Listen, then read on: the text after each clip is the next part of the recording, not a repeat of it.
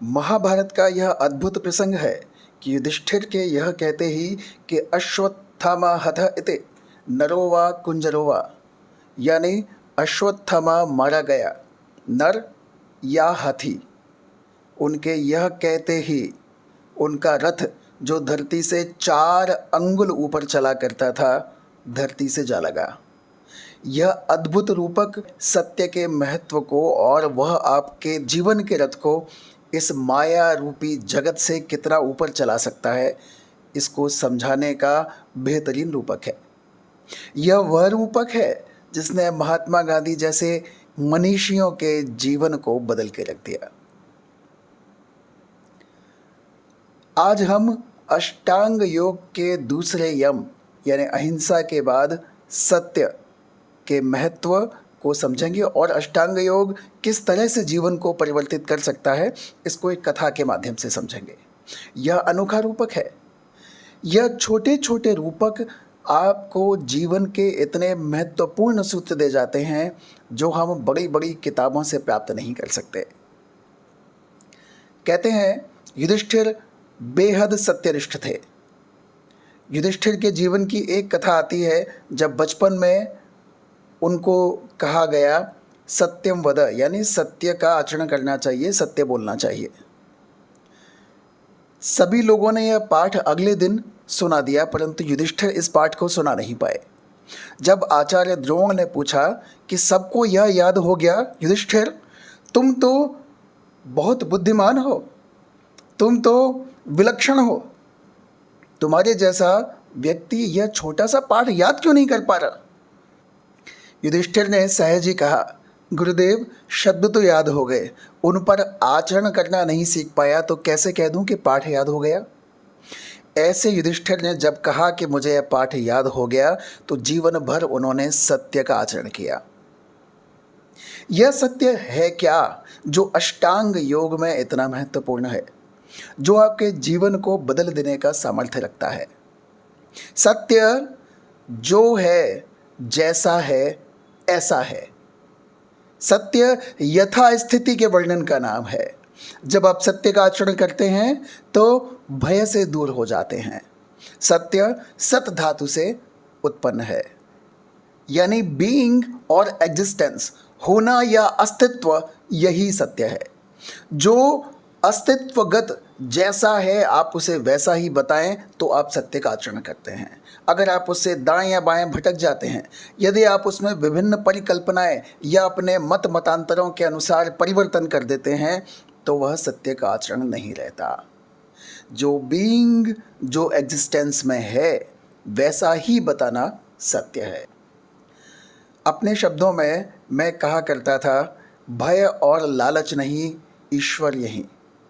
यह 2 ऐसे तत्व हैं जो सत्य को, यथा स्थिति को परिवर्तित करते हैं। या तो भय है आपके मन में या लालच है, और ये दोनों आपको माया के एक ऐसे चक्र में घुमाते हैं जिससे निकलना मुश्किल हो जाता है, जो जीवन के वास्तविक स्वरूप से आपको दूर ले जाता है, जो जीवन का सच्चा आनंद, जीवन का शुद्ध एग्जिस्टेंस, बीइंग में आपको रहने नहीं देता। इसी सत्य पर चलने से युधिष्ठिर धर्मराज हुए। इसी सत्य पर चलने से युधिष्ठिर समस्त जगत में पूजनीय हुए।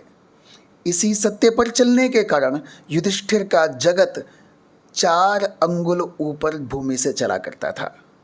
यहाँ यह पृथ्वी उनके लिए माया का रूप है, यानी उनके चेतना में, उनके अवचेतन में माया व्याप्त नहीं थी। उनके आचरण में जगत के लोभ और लालच शामिल नहीं हो पाए थे, तो वह धर्मराज कहलाए। वह राजा होते हुए भी, सम्राट होते हुए भी इन लालचों से परे थे। वह जीवन का शुद्ध और सात्विक मर्म समझ सकते थे, जो हमसे आज छूट गया है। छोटे छोटे विज्ञापनों के लालच में जो हम आज फंस जाते हैं, छोटे छोटे प्रलोभन जो हमको लुभा लेते हैं, छोटे छोटे नौकरी, काम, सड़क पर चलने में भी आने वाले जो भय हैं जो हमें डरा देते हैं, और हमें सत्य का मार्ग छोड़ने पर विवश करते हैं, उन सब को यह सत्य का आचरण उन भयों पर, लोभों पर नियंत्रण कर सकता है, आपको जीवन के वास्तविकता से आपका परिचय करा सकता है। अष्टांग योग में जब आप योग का जीवन आप जीना प्रारंभ करते हैं तो यह एक बहुत महत्वपूर्ण सूत्र है कि आप जो है, जैसा है, उसे उसी रूप में देख रहे हैं, स्वीकार कर रहे हैं, उसका वाचन कर रहे हैं, बोल रहे हैं, और जब उसे समझ में आ जाए तो उसका आचरण कर रहे हैं।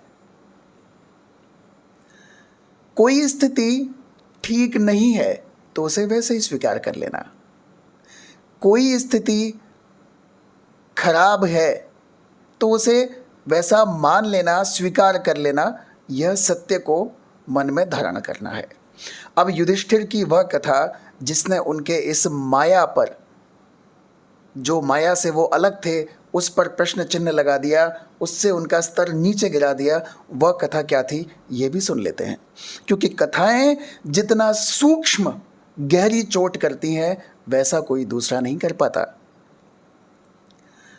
प्रसंग है कि जब महाभारत का युद्ध चल रहा था, आचार्य द्रोण सब पर भारी थे। आचार्य द्रोण पूरी पांडव सेना को एक तरफ शक्ति का संतुलन उन्होंने झुका दिया था कौरवों के पक्ष में, उन पर पार पाना संभव लग नहीं रहा था। ऐसे में नीति का आचरण लिया गया कि यदि धर्म को विजयी होना है तो नीति से होगा।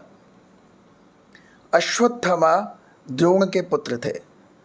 कहते हैं ज्ञानवान बहुत गहरे मोहों से बचता है, परंतु द्रोण का बहुत गहरा मन, बहुत गहरा मोह अश्वत्थामा में था। उनका इकलौता पुत्र, और पुत्र भी विलक्षण, अद्भुत शक्ति संपन्न, अद्भुत मेधा और प्रज्ञा संपन्न।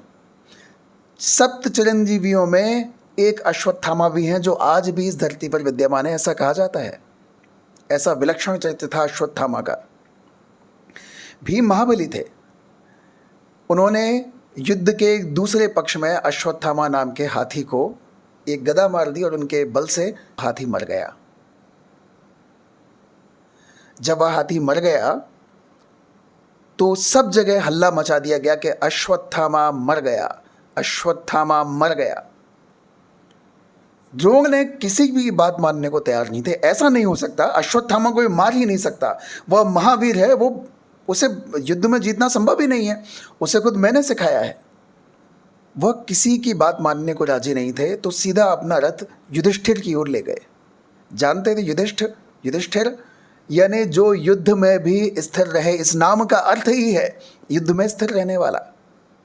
क्योंकि युद्ध ऐसा चीज़ है जब सबसे ज़्यादा मुसीबतें आती हैं तब व्यक्तित्व के परीक्षा हुआ करती है, तब व्यक्ति के चरित्र की परीक्षा हुआ करती है।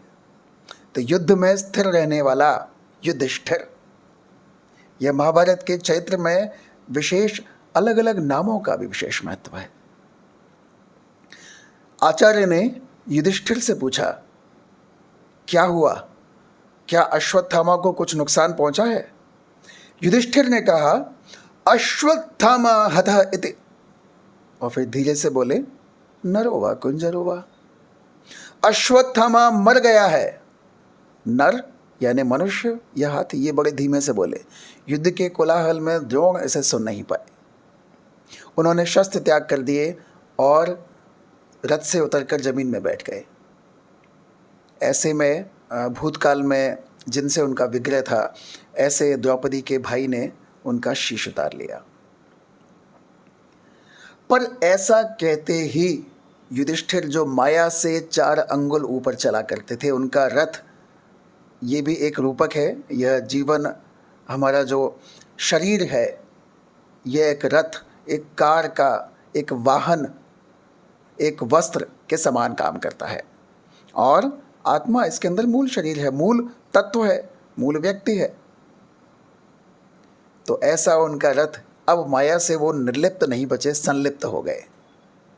तो इस प्रकार कहते हैं जो उनका सुख था, जो उनका तेज था, वह उससे दूर हो गए। जीवन भर जो साधना की थी वह उससे उसका फल, उसका यश, उसका सुख उनसे छिन गया। सत्य छूटता है तो नीचे गिरते हैं, सत्य त्यागते हैं तो अधः पतन होता है, नीचे की ओर जाते हैं, माया में फंसते हैं। और माया में फंसते हैं तो इस जगत के सुख और दुख आपको बहुत तेजी से व्यापते हैं। अच्छे भोजन पर तेजी से सुख होता है तो न पचने पर उतना ही तीव्र दुख होता है।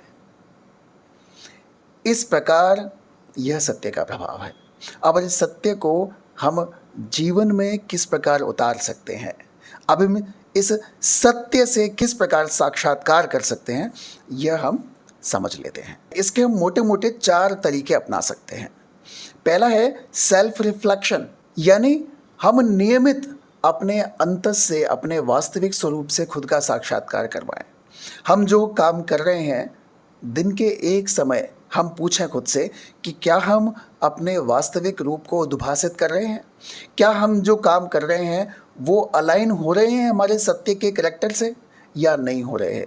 इस प्रकार का दिन में एक समय हमको निकाल कर उससे हमें खुद से बातचीत करनी चाहिए। दूसरा है ऑनेस्ट कम्युनिकेशन।